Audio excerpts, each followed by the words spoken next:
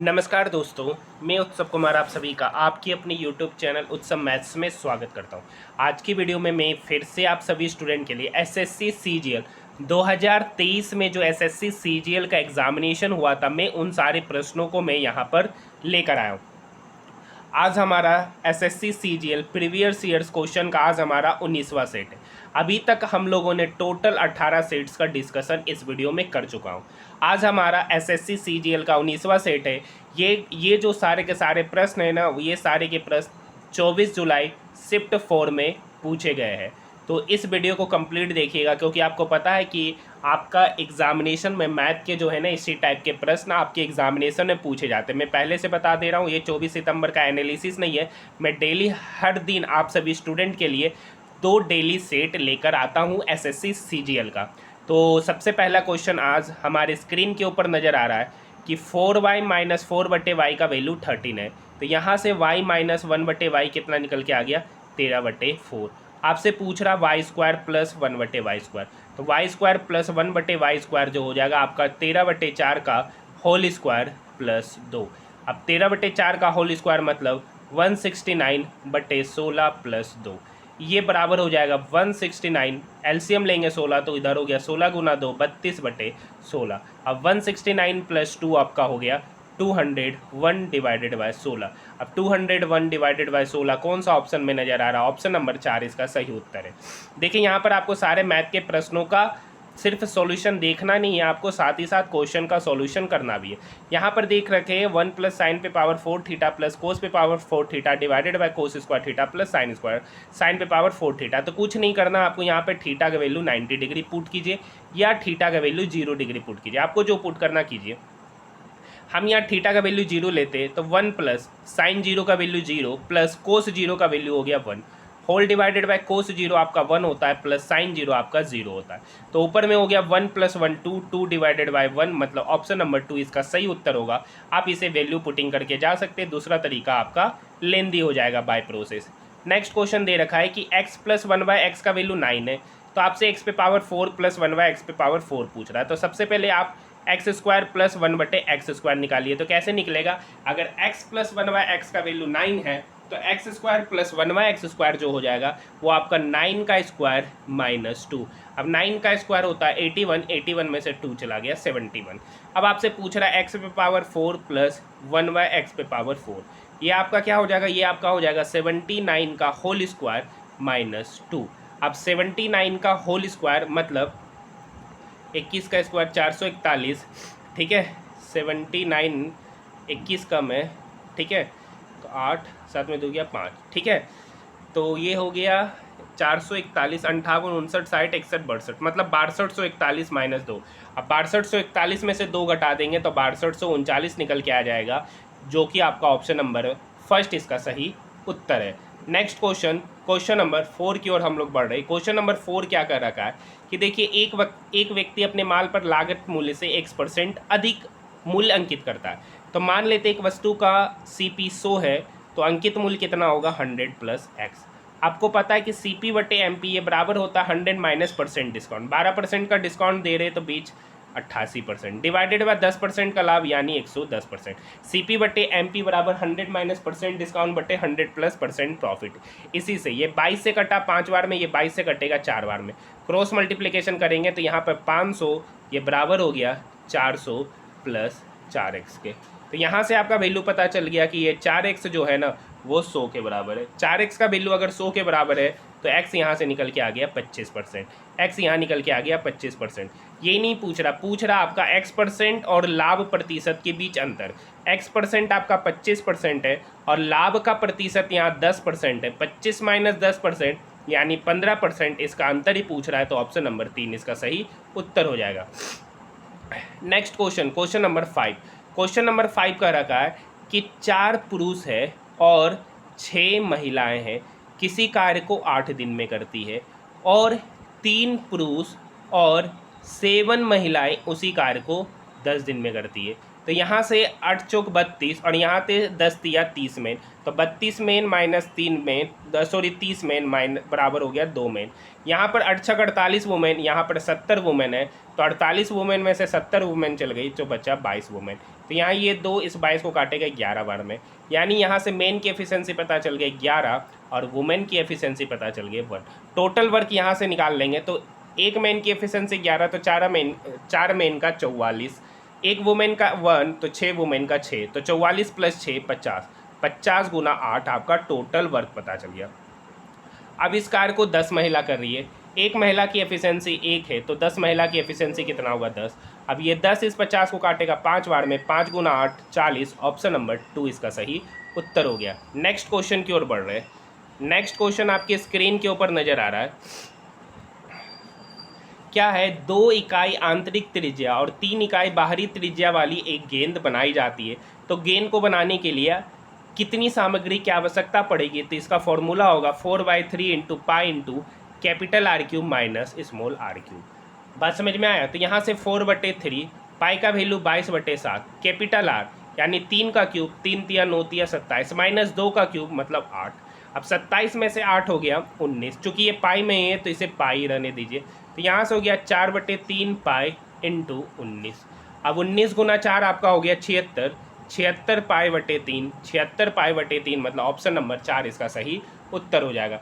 Next question देखिए, एक खंभा 9030 सेंटीमीटर लंबा है, 6:7:8 के अनुपात में केसरिया, सफ़ेद और हरे रंग से रंगा गया।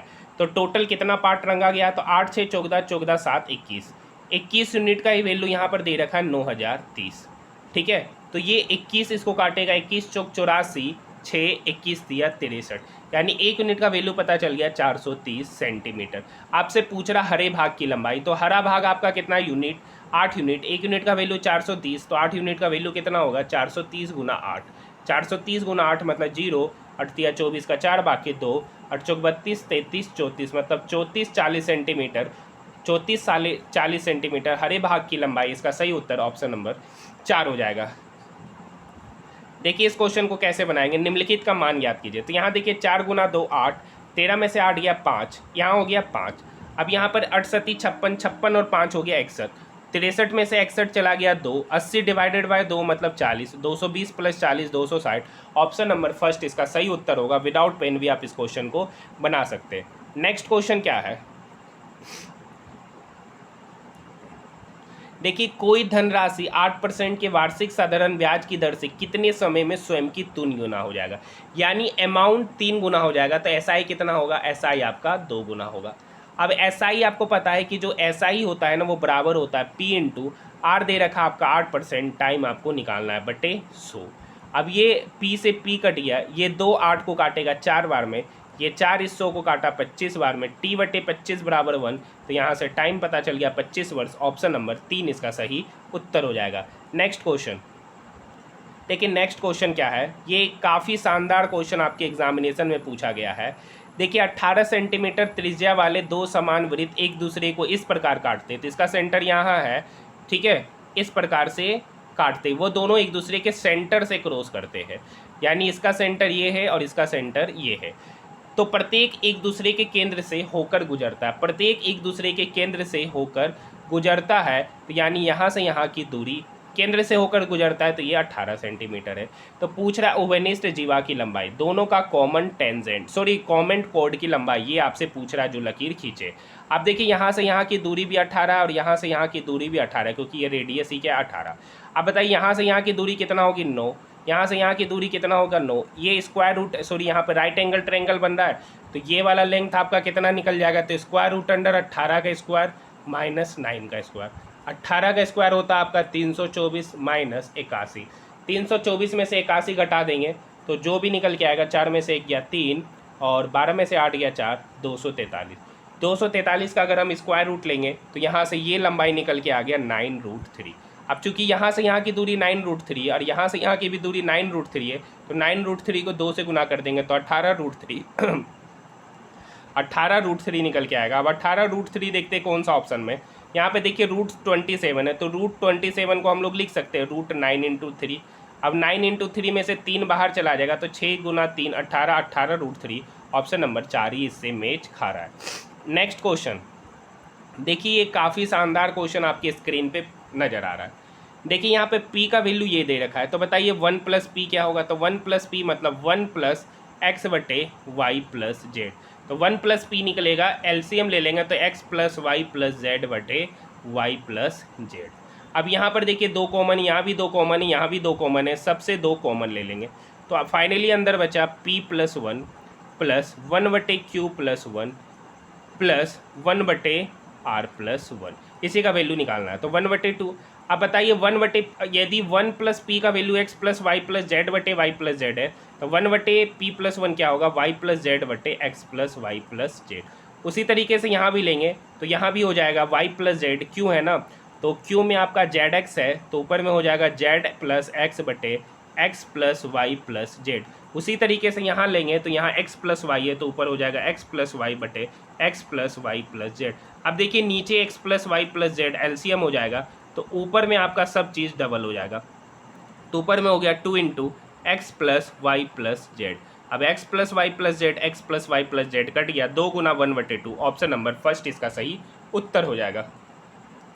नेक्स्ट क्वेश्चन, 6 मजदूर किसी काम को 16 दिन में करते हैं, ठीक है, यानी 6 मजदूर किसी काम को 16 दिन में करते हैं। काम के लिए 10 ही मजदूर उपलब्ध है, लेकिन ये काम 8 दिन में समाप्त करना है, तो कितने मजदूर और लगाने पड़ेंगे। तो मान लेते हैं कि 10 में x मजदूर और लगाएंगे, तो ये काम 8 दिन में समाप्त हो जाएगा। तो ये 8 इस 16 को काटा 2 बार में, 6 गुना 2 12, यानी 10 प्लस x का वैल्यू 12 है, तो यहाँ से x पता चल गया 2, मतलब कितना मजदूर और लगाएंगे, तो इसका सही उत्तर ऑप्शन नंबर 3 हो जाएगा। नेक्स्ट क्वेश्चन, एक समबाहु त्रिभुज की भुजा 12 सेंटीमीटर है, तो इसका क्षेत्रफल, तो आपको पता है समबाहु त्रिभुज का क्षेत्रफल √3/4 into side square. Side square मतलब 12 का स्क्वायर हो गया 144। ये 4 144 को काटेगा, 4 तिया 12, 2 4 6 24, यानी 36 गुना √3 का वैल्यू होता है 1.732।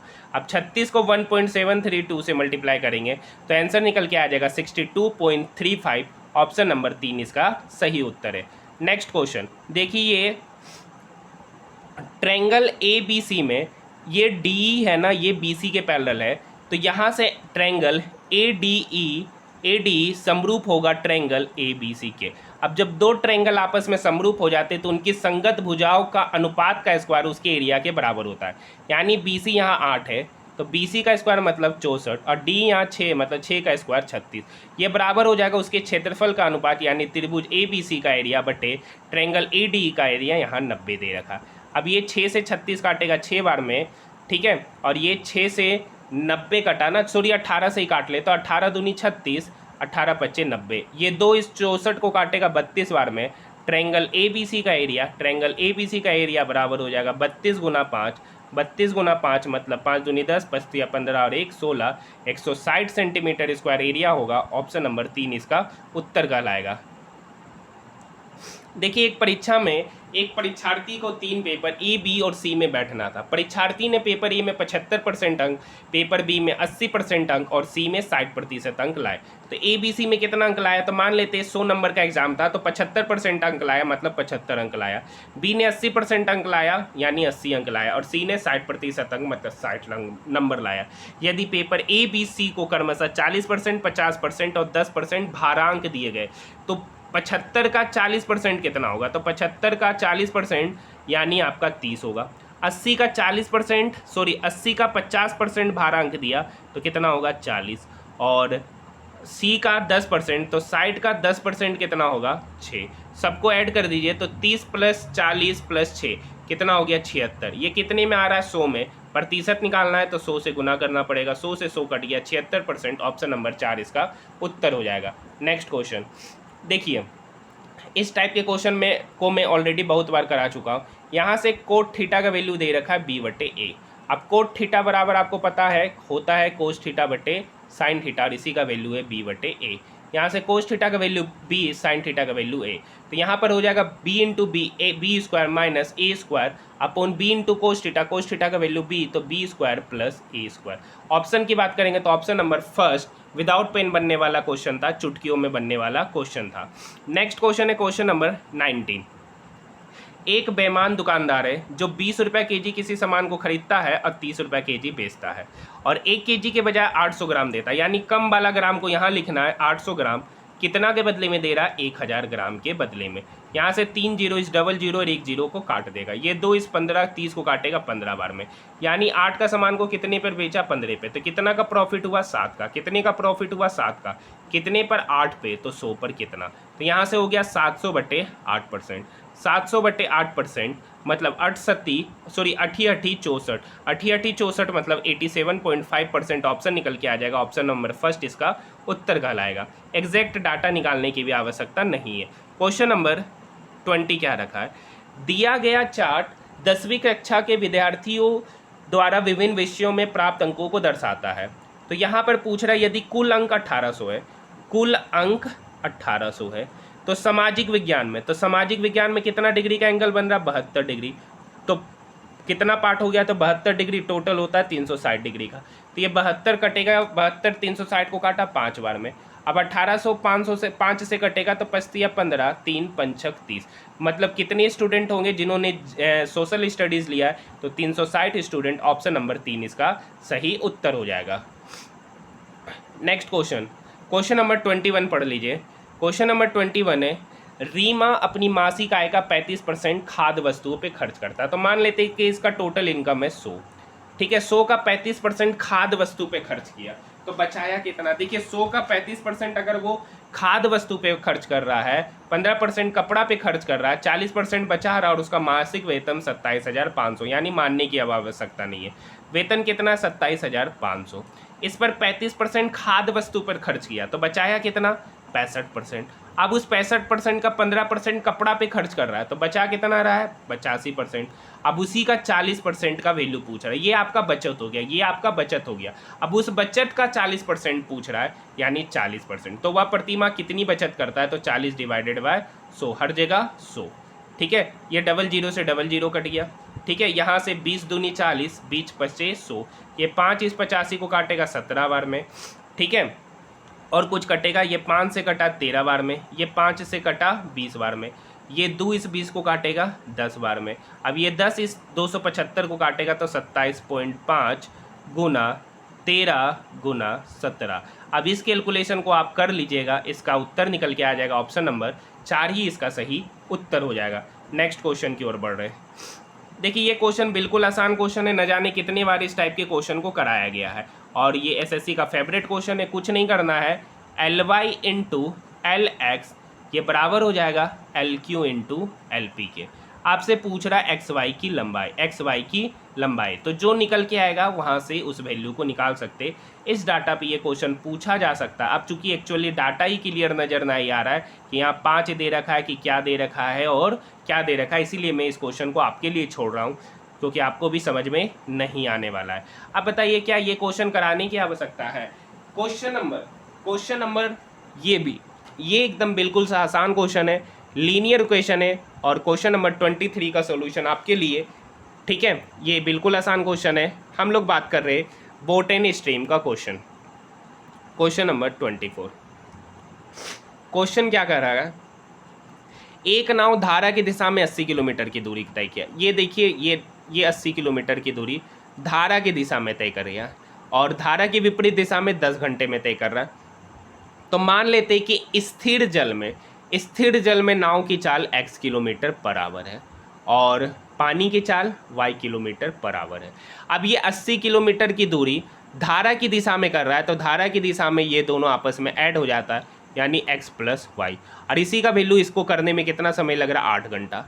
अब यही 80 किलोमीटर की दूरी जब वो धारा के विपरीत दिशा में जा रहा है, धारा के विपरीत दिशा में जाएगा तो उसका स्पीड घट जाएगा, तो x - y, और उसको जाने में कितना समय लग रहा है, 10 घंटा। तो ये 10 इस 80 को काटेगा 8 बार में, तो यहाँ से x - y निकल के आ गया 8, और ये 8 इस 80 को काटेगा 10 बार में, तो यहाँ से x + y निकल के आ गया 10।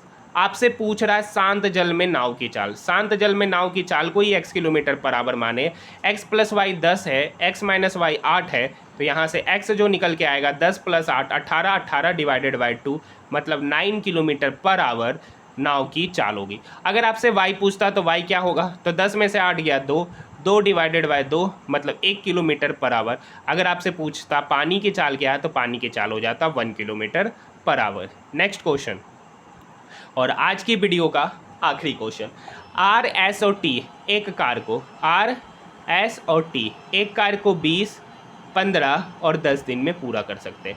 एलसीएम ले लेंगे तो यहाँ 120 होगा। आर 20 दिन में 120 काम किया तो 6 एफिशिएंसी के साथ। एस 15 दिन में 120 काम किया तो एफिशिएंसी 8, और टी 10 दिन में 120 काम किया तो टी की एफिशिएंसी 12।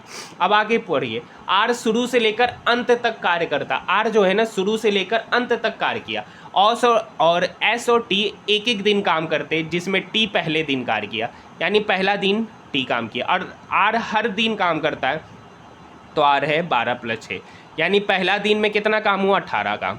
दूसर का दिन में आर तो कर ही रहा है, लेकिन उसके साथ टी ना जाकर एस जा रहा है, ठीक है। तो यहाँ पर होगा 8 + 6, 8 + 6 मतलब 14 काम। तो 12 + 6 18, और 18 + 14 मतलब 32। मतलब 2 दिन में कितना काम किया, 32। 2 दिन में कितना काम कर रहा है यहाँ पर, 32 काम कर रहा है। तो यहाँ पर अगर हम 32 चौक जाते हैं, 4 × 4 = 12, नहीं 32 दिया जाएंगे, तो 32 दिया मतलब 6 दिन तो काम हो गया। और उस 32 काम को 3 दिन में कितना कर रहा होगा, तो 3 दूनी 6, 3 तिया 9, तो बचा 120 में से 96 काम ये 6 दिन में कर लिया, ठीक है। तो बचा कितना काम, तो बचा आपका 24 काम। इस 24 काम में पहले कौन आएगा, फिर ये 12 + 6 के साथ आएगा 18 काम, जो कि एक दिन में करेगा, जो कि ये 18 काम वो एक दिन में करेगा। तो 18 काम हो गया, तो बचा कितना काम, ये 6 काम। अब ये 6 काम को कौन करेगा, आर और एस करेगा। आर और एस की एफिशिएंसी 8 + 6 14, मतलब 6/14 दिन में करेगा। तो यहाँ 6 दिन पहले से था, एक दिन यहाँ हो गया, तो 7 दिन + 6/14 दिन। अब ये काटेगा तो ये कट गया, 2 तिया 6, 2 सती 14, यानी 7 + 3/7 डेज में वो कार्य समाप्त होगा। तो यहाँ से एलसीएम लेंगे, 7 सती 49, 49 और 3 52, यानी 52/7 डेज में वो कार्य समाप्त होता है, अगर बोले गए क्वेश्चन के अनुसार कार्य कराना है तो ये सारे के सारे जो प्रश्न थे ना, वो आपके एग्जामिनेशन एसएससी सीजीएल 2023 में जो 24 जुलाई को जो एग्जामिनेशन हुआ था, उसके 4th शिफ्ट में ये सारे के सारे प्रश्न पूछे गए। तो आज के लिए इतना ही, मिलते हैं हम लोग नेक्स्ट वीडियो में।